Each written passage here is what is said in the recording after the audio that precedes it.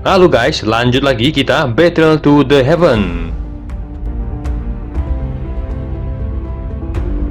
Hun Seng merasakan dingin di hatinya ketika melihat ekspresi Xiaoyan. Dia sepertinya merasakan sesuatu saat dia tiba-tiba menoleh. Keterkejutan melonjak ke matanya saat melihat 10 api lotus lainnya dengan kejam meluncur ke arahnya.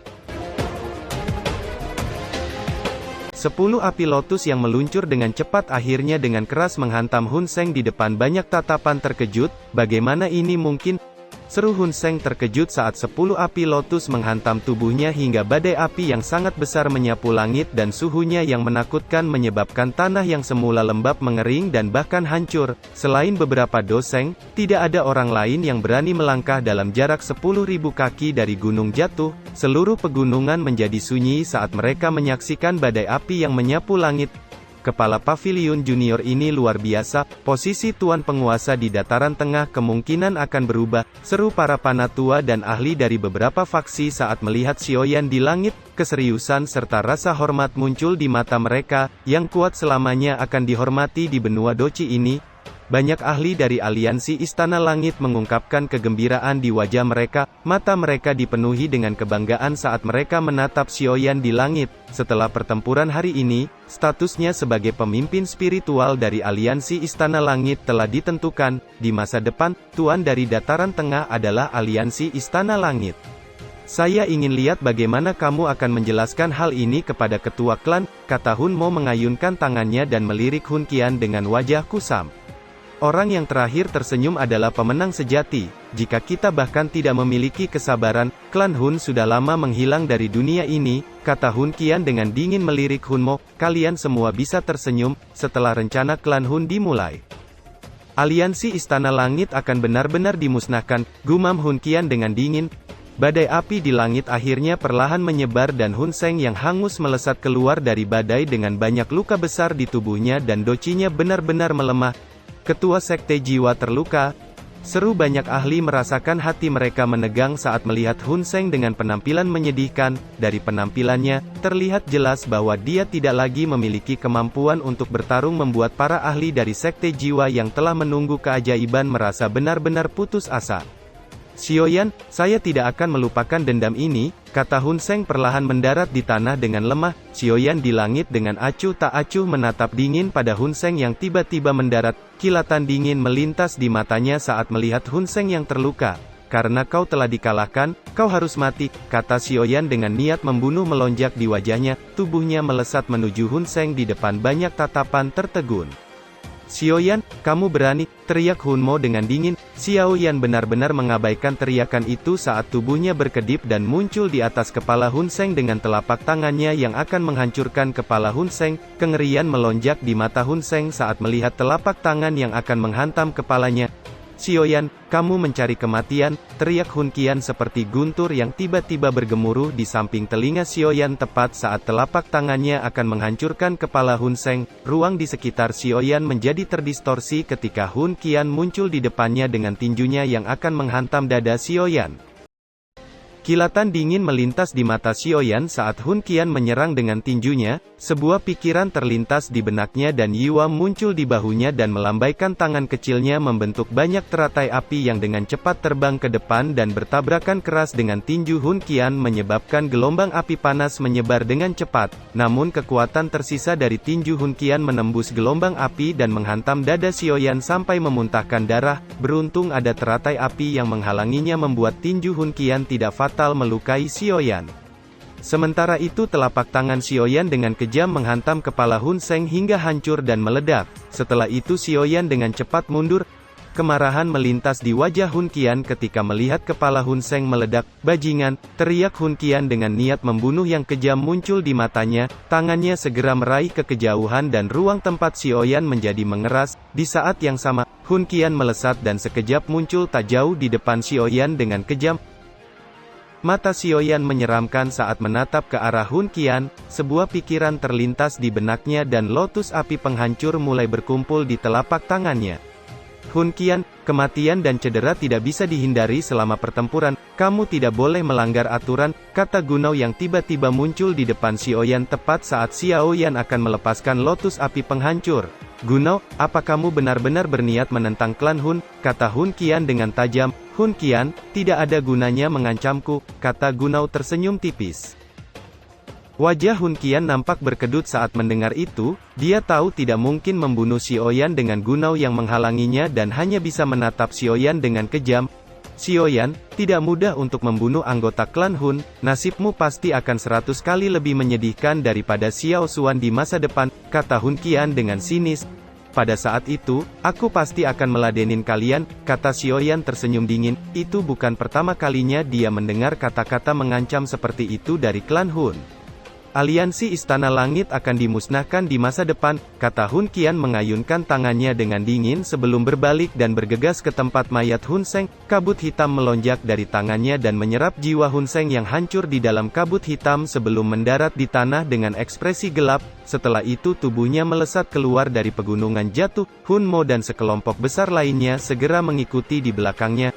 Sial, aku tidak dapat sepenuhnya membakar jiwa Hun Seng. Hun Qian telah menyerap sisa jiwanya, mengingat kemampuan klan Hun, mungkin saja dia bisa dihidupkan kembali, kata Xiaoyan dengan menyesal. Kamu jangan ceroboh, klan Hun tidak semudah yang kamu bayangkan, kata Gunao berbalik dan menatap Xiaoyan sebelum menggelengkan kepalanya. Aku tidak pernah percaya bahwa ada orang yang bisa berurusan dengan sekte jiwa di masa lalu, namun saya mulai sedikit mempercayainya saat ini. Keturunan dari klan Xiao ini mungkin benar-benar dapat mencapai ambisi yang tidak dapat diselesaikan Xiao Xuan saat itu, kata Gunao tersenyum. Kegembiraan liar dalam aliansi Istana Langit setelah mengalahkan sekte jiwa berlanjut selama setengah bulan sebelum perlahan menjadi tenang. Sementara nama aliansi Istana Langit terus meningkat, semakin banyak faksi di dataran tengah yang membenci sekte jiwa mulai bergabung. Di satu danau yang jernih di bawah air terjun nampak Xiaoyan sedang duduk bersila dengan riak yang terus berfluktuasi dan menyebar dari tubuhnya sebelum akhirnya membuka matanya dan nyala api hitam samar melintas di matanya. Xiaoyan menundukkan kepalanya dan mengerutkan keningnya saat dia melihat telapak tangannya, ada manik hitam bercahaya yang melayang di atas telapak tangannya. Dia menghabiskan seluruh waktu luangnya dalam pelatihan. Sementara itu Xiao Xiao ditemani Xiaoyi dan King Lin. Selain itu, ada juga Xiao Chen yang terus melatihnya. Meskipun 3 bulan pelatihan ini tidak membuat Xiaoyan menerobos, dia masih berhasil mendapatkan keuntungan besar yang datang ketika Yiwa menelan benih api hitam wajah besar saat itu. Kegembiraan muncul di wajahnya saat melihat manik hitam di tangannya. Dia bisa merasakan kekuatan melahap itu. Jika dia bisa mendapatkan kekuatan melahap ini, kemajuan pelatihannya akan meningkat pesat. Namun dia menemukan sesuatu yang mengerikan. Jika manik ini ditempatkan di dalam tubuhnya, secara bertahap docinya akan ditelan. Xiaoyan menemukan energi yang diserap oleh kekuatan melahap ini sebelumnya sangat tidak murni, sangat sulit untuk menghilangkan kotoran ini bahkan ketika dia menggunakan api surgawi, manik sialan. Pikir Xiaoyan yang ekspresinya menjadi sangat jelek saat dia melihat manik hitam di tangannya. Dia baru saja akan menyimpannya di cincin penyimpanannya ketika Yiwa tiba-tiba muncul dan meraih manik hitam dengan keserakahan muncul di matanya. Yiwa, berikan padaku, kata Xiaoyan terkejut saat melihat Yiwa memeluk manik itu dengan air liur menetes keluar dari mulutnya. Dia sudah sangat ingin melahapnya dari awal ketika Xiaoyan mengamati manik itu dan langsung muncul saat melihat Xiaoyan akhirnya menyerah. Saat ini kecerdasan Yiwa kecil sudah tumbuh, dia bahkan bisa menggunakan suaranya yang lembut untuk mengucapkan beberapa kata. Tidak ada gunanya menyimpan manik ini, kata Xiaoyan mengerutkan keningnya. Yiwa menggelengkan kepalanya saat mendengar itu. Api merah melonjak dari tubuhnya dan melilit manik hitam itu sebelum dengan paksa menggabungkan manik ini dengan tubuhnya. Xiaoyan ragu sesaat setelah melihat tindakan Yiwa, tapi dia tidak menghentikannya. Meskipun Yiwa hanyalah roh api, dia memiliki indera yang sangat tajam ketika menghadapi bahaya. Dia tidak akan bertindak seperti ini jika manik hitam itu benar-benar berbahaya. Manik itu dengan cepat bergabung ke dalam tubuh Yiwa membuat seutas api hitam yang sangat samar tiba-tiba melonjak keluar dari tubuh Yiwa sebelum dengan cepat menuju ke kepalanya. Karena Xiaoyan dan Yiwa berbagi hubungan mental, dia dapat merasakan perubahan yang tidak terduga terjadi pada Yiwa. Yiwa tidak panik karena perubahan mendadak ini. Benang api merah dengan cepat terbentuk sebelum berubah menjadi jaring api yang menahan api hitam. Setelah itu jaring api dengan cepat menyusut dan dengan paksa menghancurkan gumpalan api hitam menjadi titik cahaya hitam yang besar. Sebelum akhirnya api merah menyapu dan menggabungkan titik cahaya hitam ke tubuh Yiwa menyebabkan segel api teratai merah di dahi Yiwa secara perlahan mengungkapkan garis hitam tambahan membuatnya tampak agak misterius. Yiwa, teriak Yiwa tiba-tiba mengulurkan tangannya dan meraih ruang kosong di depannya dan riak tak terlihat dengan cepat terbentuk saat energi di sekitar danau dengan cepat terkumpul di telapak tangannya. Dalam waktu singkat, energinya telah berubah menjadi kristal 5 warna yang ditelan oleh Yiwa. Xiaoyan tercengang saat melihat itu. Kristal energi tidak murni yang memasuki tubuh Yiwa dengan cepat dipisahkan menjadi gelombang energi murni yang muncul di dalam tubuh Xiaoyan dan mulai memurnikan energi murni itu dan mengubahnya menjadi docinya. Doci ini adalah sesuatu yang akhirnya diberikan oleh makhluk kecil ini, pikir Xiaoyan dengan kejutan melonjak di matanya saat dia menatap Yiwa di depannya yang telah memurnikan energi yang tidak dapat dia murnikan sebelumnya. Yiwa, kata Yiwa dengan bangga mengayunkan kepalanya setelah menyerap kristal energi membuat nyala api merah di tubuhnya tampak menjadi sedikit lebih terang dan lebih kuat. Bayi kecil ini benar-benar bisa berlatih, pikir Xiaoyan dengan kejutan melintas di matanya. Dengan kekuatan melahap itu Yiwa akan tumbuh semakin kuat di masa depan, pikir Xiaoyan tersenyum. Sepertinya kamu berhasil membuat hal aneh selama pelatihan ini, kata Yolao yang tiba-tiba muncul dan tertawa dengan senang. Xiaoyan tersenyum saat mendengar itu. Guru, apa ada masalah dalam aliansi? Tanya Xiaoyan. Semuanya baik-baik saja, Sekte Jiwa telah memindahkan beberapa cabangnya baru-baru ini, mungkin mereka takut kita akan menyerang lagi dan menghancurkan cabang itu, kata Yolao mengusap janggutnya dan tersenyum. Pindah cabang, kata Xiaoyan mengerutkan keningnya. Dia merasa tindakan Sekte Jiwa itu agak tidak biasa mengingat watak mereka yang tidak bisa menahan penghinaan karena mengalami kekalahan. Apa kamu merasa ada yang salah? Tanya Yolao tersenyum setelah melihat ekspresi di wajah Xiaoyan. Dia dengan cepat menghela nafas saat berkata, aku sudah mengatakan sebelumnya kalau Sekte Jiwa sepertinya sedang merencanakan sesuatu. Jika tidak, mereka tidak akan mengumpulkan jiwa selama bertahun-tahun. Aku akan mengirimkan beberapa mata-mata untuk menyelidiki masalah ini secara khusus, kata Yolao. Xiaoyan mengangguk mendengar itu, namun hatinya masih terasa tertekan. Meskipun kekuatannya telah mencapai bintang 5 doseng, dia masih tidak dapat menyelamatkan ayahnya. Dia mengeluarkan batu Gyoktos dan melihat jejak spiritual ayahnya di sana. Ayah, begitu aku memiliki kekuatan, aku akan pergi ke klan Hun untuk menyelamatkanmu secepat mungkin, pikir Xiaoyan. Satu ingatan melintas membuat matanya tiba-tiba menjadi cerah. Itu adalah tempat terdalam di dunia magma Akademi Jianan. Dia pernah merasakan aktivitas tidak biasa dari Gyoktos saat itu. Sepertinya ada makhluk magma misterius yang menjaga sesuatu di dunia magma terdalam. Aku harus pergi ke sana dan menyelidikinya, pikir Xiaoyan. Yolao tanpa daya menggelengkan kepalanya setelah melihat Xiaoyan tenggelam dalam pikirannya. Dia dengan pelan batuk dan menyerahkan sebuah gulungan. Ini adalah pesan dari Yoming, ketua suku 9 Piton, kata Yolao. Xiaoyan terkejut saat melihat gulungan itu dan segera membacanya. Suku Iblis Phoenix telah menyerang, ada aktivitas tidak biasa yang datang dari Danau 9 musim semi. Xiaoyan tiba-tiba berdiri dengan ekspresinya yang suram setelah melihat itu. Kailin, gumam Xiaoyan. Apa yang terjadi? Tanya Yolao di samping terkejut. Kilatan dingin melintas di matanya. Dia menyerahkan gulungan ke Yolao. Suku Iblis Phoenix, apa yang mereka rencanakan? Bagaimana menurutmu masalah ini? Kata Yolao mengerutkan keningnya. Meskipun suku Iblis Phoenix sangat kuat, namun aliansi Istana Langit tidak perlu takut pada mereka dengan kekuatan mereka saat ini. Tidak perlu menyeret aliansi ke dalam masalah ini. Suku Iblis Phoenix bukanlah faksi biasa, aliansi baru saja stabil. Selain itu, Sekte Jiwa diam-diam merencanakan sesuatu. Aku akan membawa Xiaoyi dan King Lin bersamaku ke suku 9 Piton, kata Xiaoyan. Hanya kalian bertiga? Kata Yolao mengerutkan keningnya. Bagaimanapun suku Iblis Phoenix bukanlah faksi biasa. Tenang, kata Xiaoyan tersenyum. Mengapa kamu tidak membawa Panatua Xiao Chen bersamamu? Kata Yolao sedikit khawatir. Aliansi saat ini sedang menjadi pusat perhatian. Leluhur Xiao Chen akan menjaga aliansi selama aku pergi. Guru tidak perlu khawatir. Dengan kekuatanku saat ini, aku tidak takut jika aku bertemu dengan bintang 6 doseng. Bahkan jika aku tidak bisa mengalahkannya, aku masih bisa melarikan diri, kata Xiaoyan dengan suara yang dalam. Kapan kamu akan pergi? Tanya Yolao. Masalah ini tidak bisa ditunda. Aku akan pergi sekarang. Cailin sudah terlalu lama retreat. Aku sudah mulai khawatir, kata Xiaoyan. Kalau begitu, berhati-hatilah, kata Youlao. Xiaoyan mengangguk sebelum melesat keluar dari pegunungan yang dalam. Di atas gunung wilayah suku 9 Piton, nampak beberapa sosok sedang berkumpul. Kilatan dingin melonjak ke mata mereka saat melihat jejak pertempuran di bawah. Ketua suku Iblis Phoenix benar-benar berlebihan, mereka telah menyerang wilayah kita. Jika kita tidak membalas, kita hanya akan menjadi lelucon. Pada saat itu, suku mana yang berani mengandalkan kita?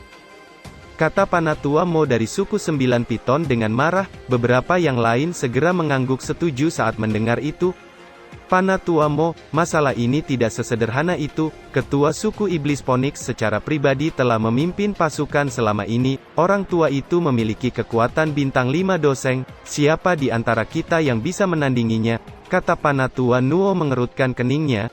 Apa kau mencoba mengatakan bahwa kita harus membiarkan suku Iblis Phoenix menginjak kepala suku 9 Piton di depan begitu banyak orang? Kata Panatua Mo dengan dingin mendengus. Aku tidak mengatakan seperti itu. Tujuan dari suku Iblis Phoenix hanyalah wanita yang berlatih di dalam danau 9 musim semi. Jika kita menyerahkannya, kata Panatua Nuo berhenti berbicara ketika Yoming depan mendengus dingin saat dia berbicara dengan suara yang dalam. Suku 9 Piton tidak akan menyerahkannya. Begitu kita melakukannya, orang lain akan berpikir bahwa saya takut pada suku Iblis Phoenix. Menjadi salah satu dari 3 suku besar, saya tidak bisa kehilangan muka. Jangan sebutkan masalah ini lagi, kata Yoming berbalik dengan wajahnya nampak tegas. Panatua Nuo hanya bisa diam setelah mendengar kata Yoming yang tegas sebelum bergumam, namun hari ini adalah waktu yang telah ditetapkan oleh suku Iblis Phoenix. Jika kita tidak menyerahkannya, kata Panatua berhenti berbicara. Wajah semua orang nampak kusam saat mendengar itu. Huang Tian, kepala suku Iblis Phoenix adalah seorang doseng bintang 5. Bahkan Yao Ming tidak dapat menahannya. Panatua Mo, apakah kamu sudah mengirim pesan ke aliansi Istana Langit? Kata Yao Ming merenung sejenak sebelum bertanya dengan suara yang dalam. Sudah dikirim, kata Panatua Mo mengangguk, tapi, apakah Tuan Xiaoyan benar-benar akan datang tepat waktu? Kata Panatua Mo. Masalah aliansi Istana Langit mengalahkan Sekte Jiwa telah menyebar ke seluruh dataran tengah. Suku Iblis Phoenix tidak akan berani menjadi sombong jika dia datang. Sekarang, kita tunggu saja kabar baik darinya, kata Yao Ming tersenyum dan melihat ke langit yang jauh. Yoming baru saja akan berbicara ketika satu suara dingin tiba-tiba terdengar. Yao Ming, 3 hari sudah habis, apa kamu sudah memutuskan untuk menyerahkan wanita itu atau kamu ingin perang? Ekspresi Yoming dan para Panatua menjadi sangat jelek saat mendengar suara dingin yang bergema itu. Yoming melayang ke langit, matanya menyapu sekelompok besar suku Iblis Phoenix yang mendekat. Huang Tian nampak berdiri di atas burung Phoenix dan berdiri dengan tangan di belakangnya. Huang Tian, orang yang berlatih di dalam danau adalah wanita Xiaoyan, dia tidak akan begitu saja membiarkannya jika kamu berani menyentuhnya, kata Yoming dengan suara yang dalam. Betapa bagusnya, tidak akan meninggalkan sesuatu, kata Huang Tian dengan senyum mengejek.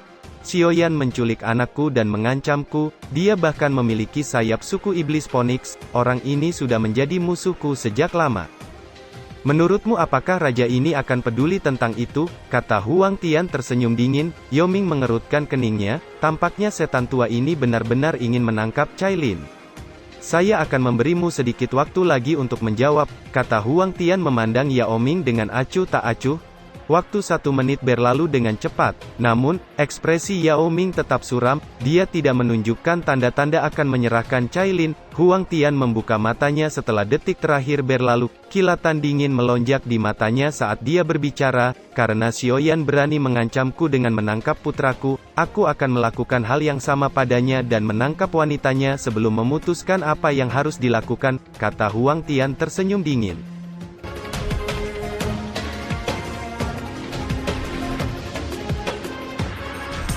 Cerita pun selesai, nantikan spoiler selanjutnya guys. Buat yang belum subrek, dibantu subrek yo guys, biar jalan terus spoilernya. Buat yang udah subrek, mudahan dilancarkan rezekinya. See you and ciao.